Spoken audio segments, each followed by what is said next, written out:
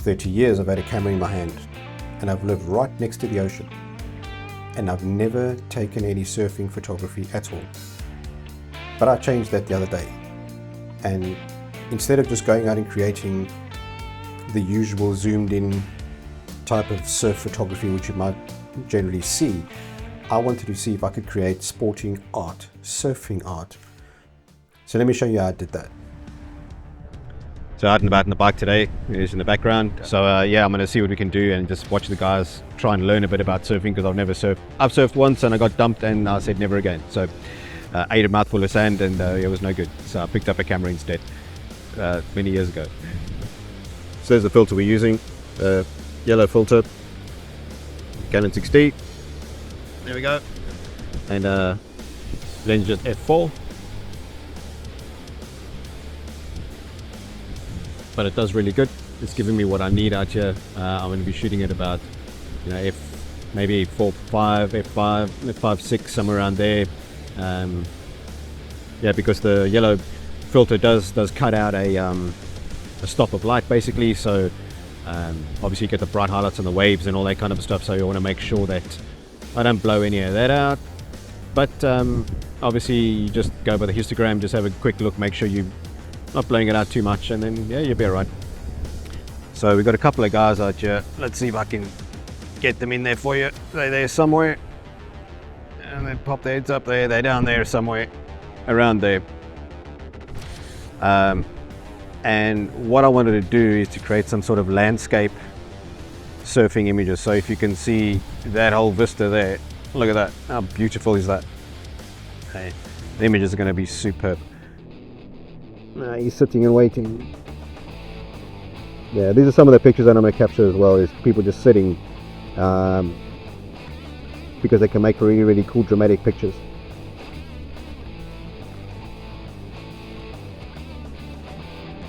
There we go, he's getting ready. Here we go, picking it up.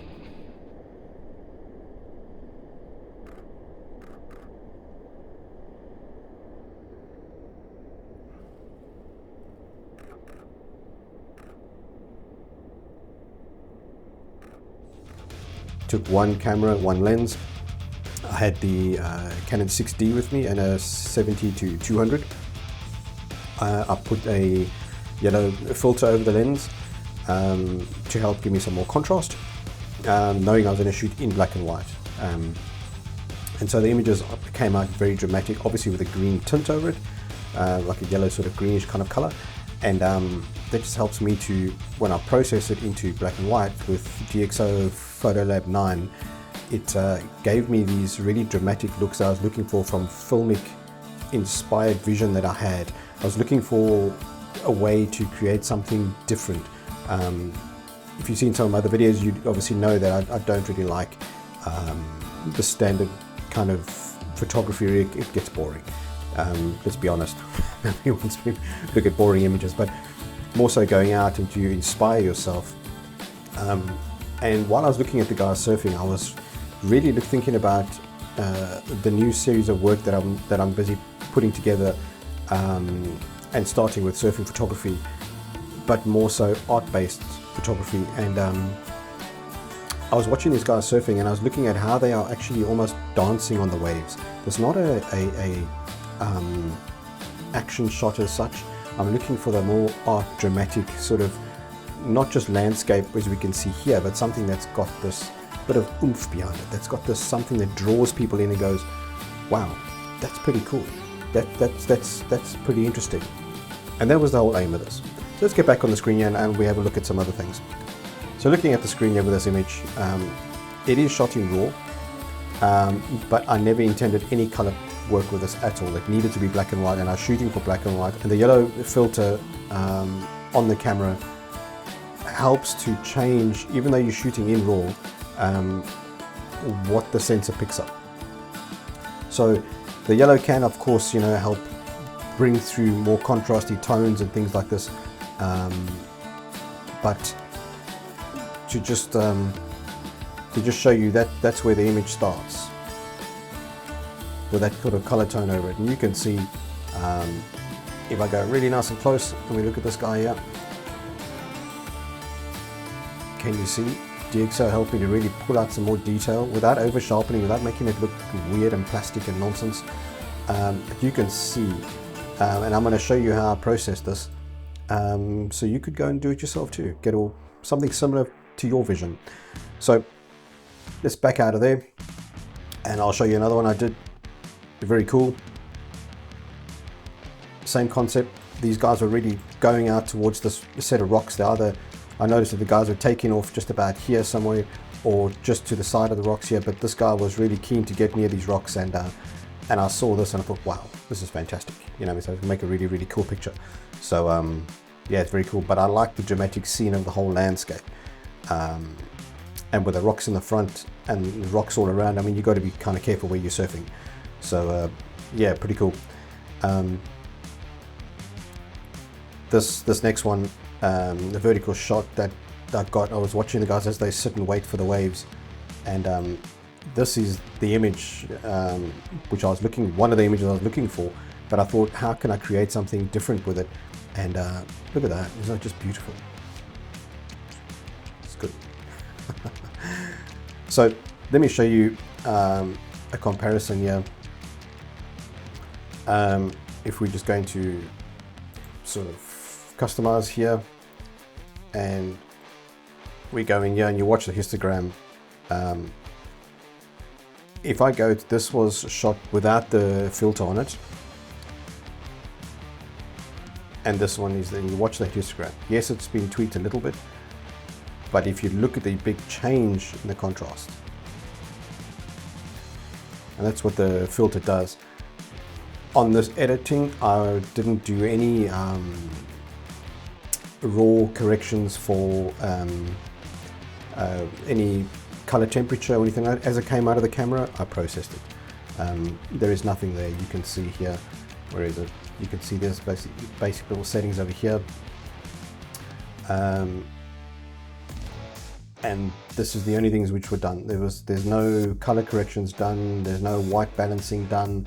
As it was shot, that's how I've taken it and then just edited it as if it was a roll of film almost.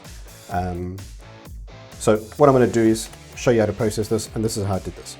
So DxO PhotoLab 9, if you have some of the other modules also installed with it, it makes it so easy. It's really incredible. So this is obviously raw. Let's just close that out so you get a bigger screen. And the first thing I'm going to come and do is, when I'm looking at this, is thinking like what I want to do. So let's just first come in over here and let's just straighten that horizon a bit, and probably let's just keep it at the original. Let's go sort of 7x5. That's nice. Yeah, I like that. So we're going to go back in there and just have a look where I want to position this nicely. Yeah, I like that a lot. I'm looking for the subject here. We're always going to see this, and I'm looking to show the people where he's surfing at and where he could potentially sort of crash into something. So yeah, I like that. So let's just go back to the color here. So I'm not going to process any of this over here, although I could do, but I'm going to leave it as it is. And we're going to come down here to the black and white, and I'm going to put black and white film on, and to match the others, make the Scala 200. That's where I went in there. And before I do anything, I just want to come in here and I just want to sort of do the grain as well. Let's flick that on. Choose black and white film, and now you can choose any film grain you like, which I love about the software. You can change, mix and match and do any grain you like. It's really superb. But I'm going to stick with the kind of same. So where are we? Let's go up here. Scala 200. There's a grain there, intensity. I'm going to probably back this down to like probably about, I don't know, 65%, somewhere around there. The rest is all good. Come back to the lighting. And I'm gonna, now DxO Smart Lighting is pretty cool. It really gives you a way to get some interesting light on your image. And you can obviously do, this is a very slight mode, so you could really get more dramatic with it, do whatever you like, but around 25, 26 is okay. I don't always use this, but it comes in very handy when I want to get something interesting and pull it out, and it just does the sort of heavy lifting for me. You can go to spot weighted if you like, and come in over here and tell it like what you're looking for, and it will meter off of that really, and then add the rest to it. But I like the uniform, it just gives a better sort of overall feel to it. I'm going to come into the highlights, and I'm going to just come a little bit closer in here so we can see nicely, and I just want to bring some of these highlights up, not too much on this one, something like that. I'm going to back off the midtones a bit. Shadows, I might just go down a little bit, somewhere around there, and we have a look. Now I'm going to lift the blacks because I don't want those rocks to just disappear, and that's pretty cool. I really like that a lot. So you can obviously come into clear view, but I wouldn't do it on that. You can back that way down, you know what I mean? But yeah, no, it's not for me on this image. And obviously you've got some really nice contrast tools here, which I like very much. So you can come in here and do your contrast, micro contrast, and fine contrast to give you all the different variations you need and everything. I'm going to come straight in here to the highlights and just add a bit of sort of a little bit of texture to the highlights almost. I don't want to go too crazy on the midtones, just a little bit, something like that, and that's okay for me. And that helps get that sort of little bit of depth you're looking for. I will add some full-on contrast. Let's back that off.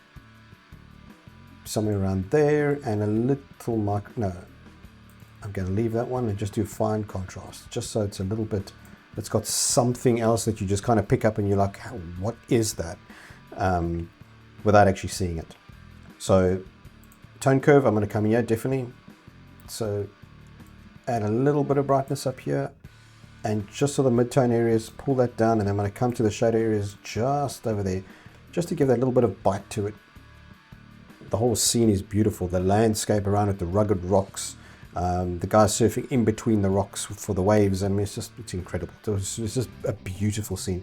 So I didn't want to really bang and zoom in all the way. I needed to pull them out of the scene in a way to make a bit of art out of it. And so we'll come in over there. I'm not going to do any, obviously, because I'm working in black and white. You can come and adjust colors in here and that if you want to, but for me, it's not something I'm looking to do in this. So you can come in here, and obviously I'm not going to do anything over here. You can come in and add some sharpening in here and just really, you know, sharpen up the image. But for me, it's a very, very light touch on this stuff. Nothing big at all. Like, I mean, so slight you barely notice it's just to give it a bit of bite. So that's basically that. I mean, and as simple as that. But it's only as simple as that because I knew how I wanted to shoot the image. I didn't go there and take a 600mm lens and spend thousands and go, okay, well now I'm gonna zoom into his toes and see the stickers on his board and be the same as everybody else. I knew I wanted to create something dramatic, something bold. I needed the landscape to suit. I needed, you know, the people to do the moves on the waves for a start. So without that, it wouldn't be surfing, would it? But I was looking for the big, bold rocks. I was looking for that ruggedness, and I'm looking for that almost artistic dance on the waves. And without having to sort of say, hey, this is surfing photography, I need people to be able to recognize it straight away and go, wow, but look at everything else. So I kind of achieved what I wanted to do. 30 years doing photography, and you know, I live by the ocean. It's not something that I photograph surfing much. I think I've taken 10 images of surfers before. It's quite a lot.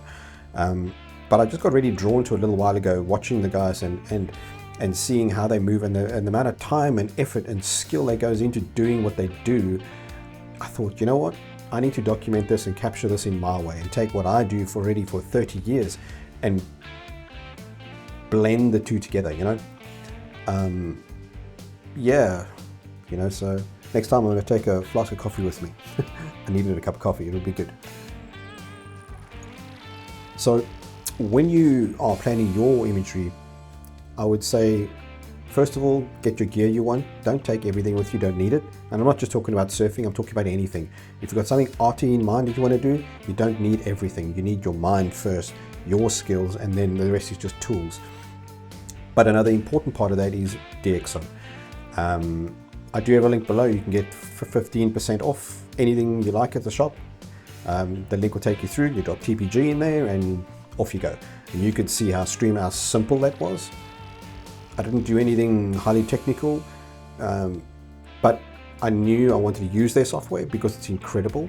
And I do have the other modules bolted in there, like FilmPack 8 and all the others which they offer, which are really good. You got to go and have a look at them.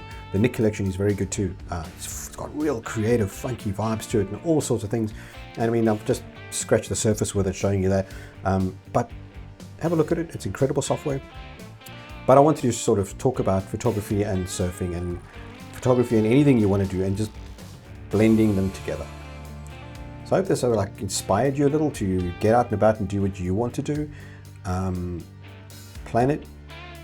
Look at people that are doing things that you are interested in, that are not just YouTubers, that are real photographers, that are really doing it, and people that are ultra passionate and do it consistently, and not just trying to sell you something, you know.